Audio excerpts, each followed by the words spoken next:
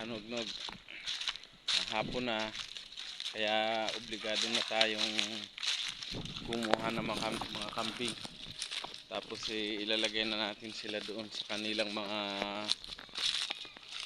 kulungan.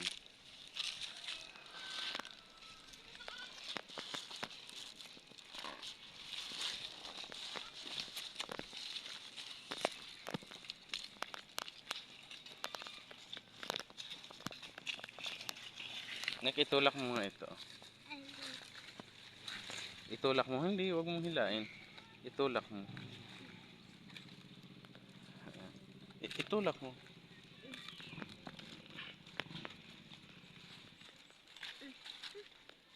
Sige. Ayan. Ano. Ayan, sige. Ayan. Oh. Dali mo na, oh. Dali lang. Bitawan mo, bitawan mo. Pupunta yan dyan sa kulungan nila. Oh, hawakan mo na. Hahabulin ko siya. Nga pala, mga kanugnog yung anak ko. Ayun. Inuutosan ko sila na na kumuha ng kambing para ipasok sa kulungan. Kaya lang masyado raw malakas.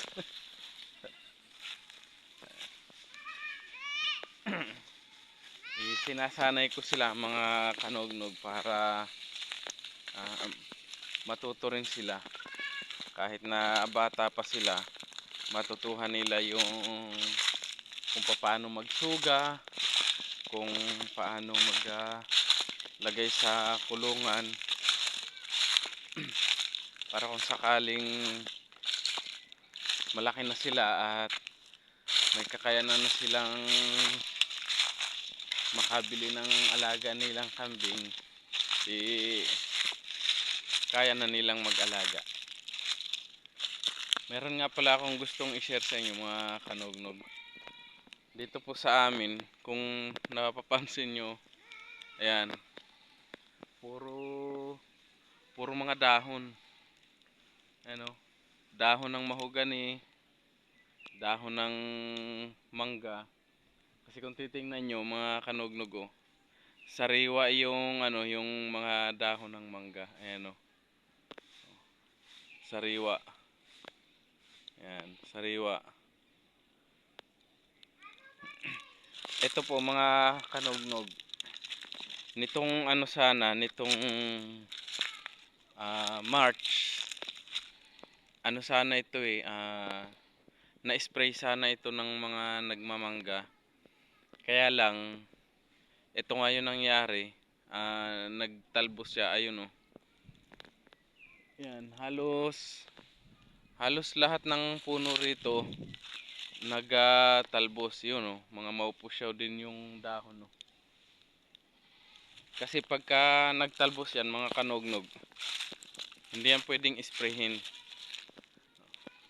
Isprayhin lang yan kapag yung magulang na ulit yung mga dahon nila. Pero dito naman, ayan, yung mga mangga na yan, may pailan-ilang pirasong bunga sa panahon. Tapos kahit nagtalbos sila, yun yung madilaw na parte na yun, nung isang mangga. Kahit nagtalbos sila, nagbulaklak din. Tapos talagang may mga butil ng mangga. May mga bunga. Pero nagkakandalaglag. Siguro yan kaya nagkabulaklak. Kasi nagpapausok nga ako Ayan, yan, dahil sa sobrang dami ng dahon ng mga tuyo, marumi, makalat yun. Yan, nagsisilab ako dito. Kaya siguro bulaklak yung puno na yan. Nagsabay yung bulaklak At saka nagsabay yung pagsariwan dahon. Ayun lang mga kanognog.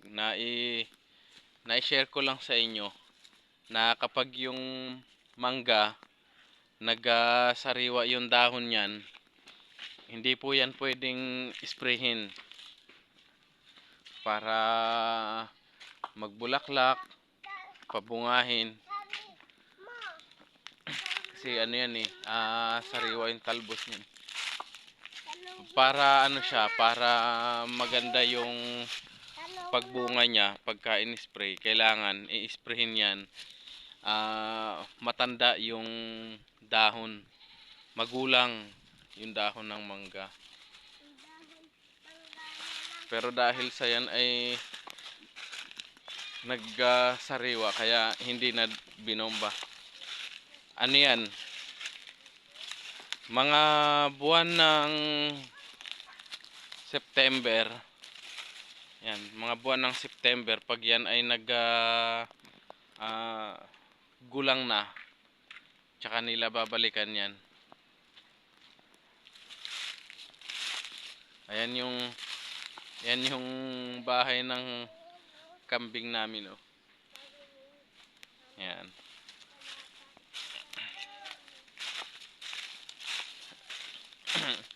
Nek, hayaan mo siya. Tanggalin mo lang siya diyan sa sa pagkapulupot.